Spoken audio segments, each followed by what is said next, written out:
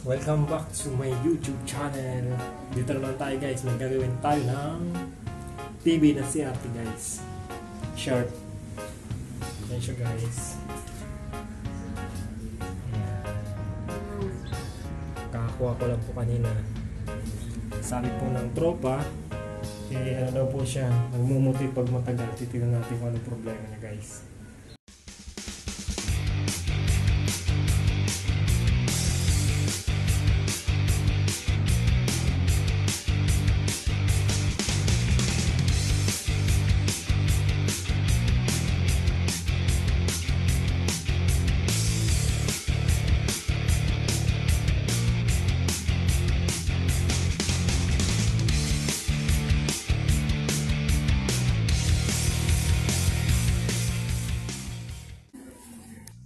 Yan po, sasak natin siya. Ano pong mangyayari? Tingnan natin yung po to. Kasi medyo matagal na daw po ito. Yan, sasak natin guys. Oh, lakas ng kuryente. Oh, lakas na ng kuryente. Oh, may balat pa siya. Ayun. Ang lakas po ng kuryente. May ano yung ano niya, yung wire, may pinagkagatan ng mga ipis.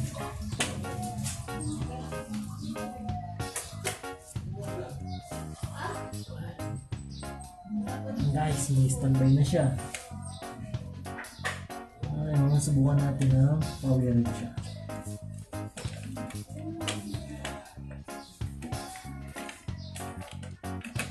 Tagal ko na guys, di nagagawa ng CRT guys. Ngayon na naman ako makapagawa. Yan guys, buhayin natin ah. May standby na siya guys. Iba yung standby sa power guys.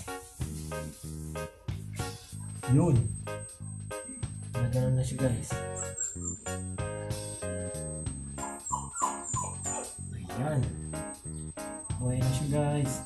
Ewan ko lang kung ano, matagal daw siya guys bago magano eh. Mamumuti daw siya guys.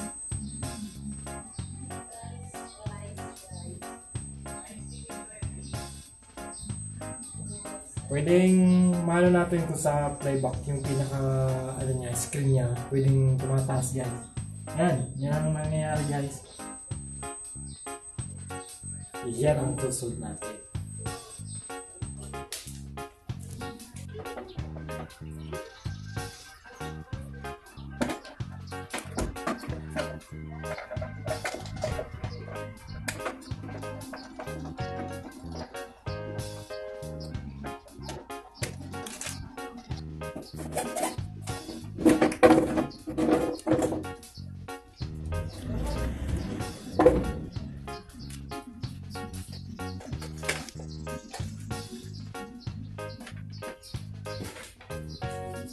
Subukan natin siya guys.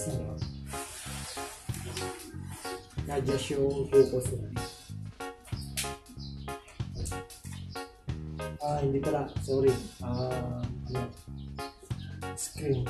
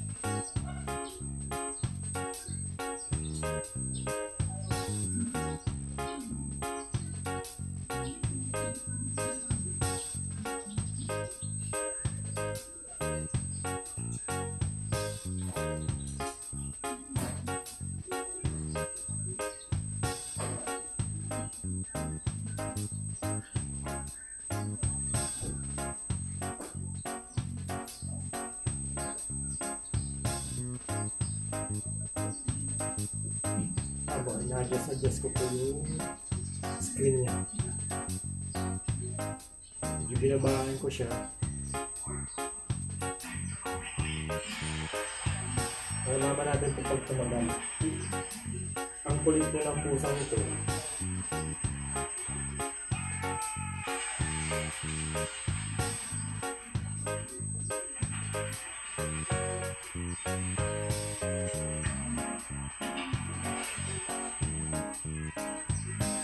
Ayan, kasi po minsan ang ganyan pong problema niya minsan sa ano po yun, sa screen yung na-adjust kasi yung nag-ano doon pag medyo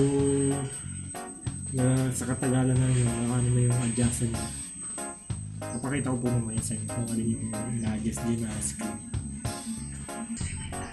Buwan natin po kung tatagal siya, hindi siya mamumuti. Yan mga guys, di na gaano siya. Talagang doon lang sa ano niya guys, sa screen niya yung adjustan sa playback.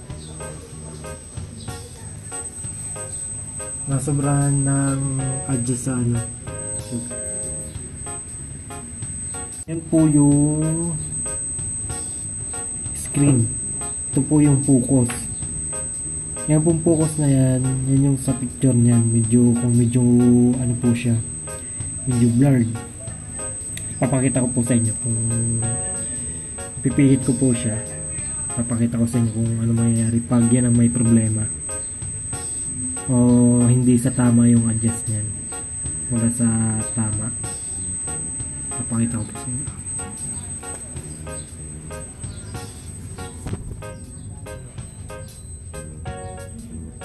Pihitin ko po yung focus niya. Kaya po ang mangyayari. Ganyan po. Ayan, medyo blurred na po siya. Kailangan po nasta. Yan. Yan po yung saktong adjust ng focus. Pag di na po nadala sa ano yan, sa focus yung ganyan na blurred, pwede po sa CRT socket nyo ang may problema. Ito po yung CRT socket. Yan po yung CRT socket. Yan po yung papalitan niya na. Kasi pag ano na po yung focus niya, medyo talaga hindi na maano sa focus or sa una po malabo na, yung blurred na siya. Halos di nyo makita. Yan po ang nagkakaproblema. Kasi ito pong isang ano ito, itong wire na nakasaksak po dyan sa CRT socket na yan. Yan po yung pinaka-focus. Saka yung screen niya naman po, ito po yun. Nakahinang po yan sa pinaka-CRT socket. Yung pinaka-CRT board niya. Yan po siya. Yan po siya nakahinang. Yan po yung CRT screen niya. Yung sa screen po siya. Kung gusto niyo pong paliwanagin o padilimin, yung po mangyayari yan. Subukan natin po ulit siyang i-adjust sa sobrang taas niyan. Kung ano po mangyayari. Ipihit ko po yung screen niya po. Papatasan ko po siya. Yan po yung nangyayari kanina. Gaganyan-ganyan po siya. Pag ganyan po, sobrang taas po ng screen niya yan. Pag nababaan nyo naman po ng sobra yan, halos talagang wala po kayo makita. Yan. Ayan. Yan po. Nakasiro po yung ano niyan. Kaya mas ano po din po na alam yung adjustin yan. Kasi pag medyo madilim-dilim na po siya, talagang ano na po siya. Pwedeng sa adjust po. Pero pag di nyo na po napaliwanagan talaga, kahit ilang pihit nyo po siya, sagad na yung pihit niya, ganyan pa rin po yung picture niya. Medyo ganyan po siya. Pag ganyan po, ay sira na po yung tube niyan. May ginagawa naman pong nire-recta yung resistor, pero halos kakaunti lang naman po yung ano yun. Halos kakaunti lang po ang nadadagdag ng liwanag niya. Pag sinurted natin yung ano niya, yung pinaka resistor, yung sa heater niya po. irerekta na po yung resistor ng heater. Turo ko po sa inyo kung ayun yung sasabi kong resistor ng heater. Kasi yun po ang nirerekta na para mas magliwanag po yung ano niya. Pero pag talagang pasira na po yung tube niya, kahit ilang rekta po yun, hindi na po maano yun. Hindi na po mababago yung liwanag niyan.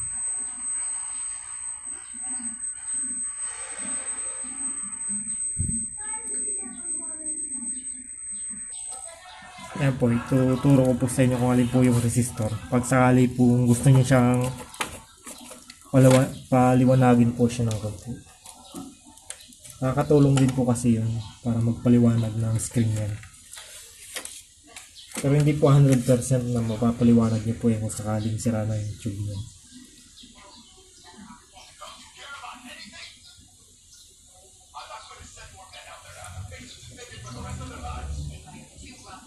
Ito po yung line ng heater number 2. Ang line number 2 po ang heater niya. Punta po yan dito. Pakit po sa CRT socket. Ito pinaka CRT socket niya. Ito po yung resistor niya. May dinaanan po siyang resistor bago magpunta ng CRT socket niya. Po yan. Irekta nyo lang po yung linya yan. Ito. Ayan po yan. Ito po. Ayan. Saka ito po. Ito po yung irerekta nyo. Nandito po para sa taas yan. Ito. System na to. Sakaling medyo madilim na po yung tube niya. Kasi pag nataasan nyo na po yung screen na yan, sobrang pihit nyo na po. Ito po kasi ang pihit na yan. Yan po yung paliwanag. Ito po yung medyo pag sobrang ng liwanag po siya, adjust nyo yung pababa. Ito po ang pag-adjust ng tama yan. Ganyan po siya. Parehas lang din po ng adjust ng ano yan. Kung paano ikutin yung focus saka yung screen. Ganyan lang po ang pag-ano yan. Pag sakali pong di nadala sa focus, yun nga po yung sinabi kong palitan nyo na po itong CRT socket. Kasi yan po nagiging problema niya. Nagkakarbon po yung loob niya. Ngayon po, dala po siya doon sa adjust kasi sobrang taas po. Kasi yung screen niya, pag nasobra na po yan, maglalabas na po yung mga guhit na yan. Yung guhit kanina. Kaya po talaga magaan na yun. Parang namumuti siya pag matagal na. Kasi naliwanag pa po yan. Unang bukas po niya, medyo madilim-dilim po. Hanggang tumagal po niya, nagliliwanag pa rin po yan. Mas naliwanag po yung screen. Mas maganda po na sa tama lang yung pilit niya dito sa screen. Kasi na-adjust naman po yun doon sa menu, yung sa may service mode po niya. Sa may menu niya, sa remote. Ayan po.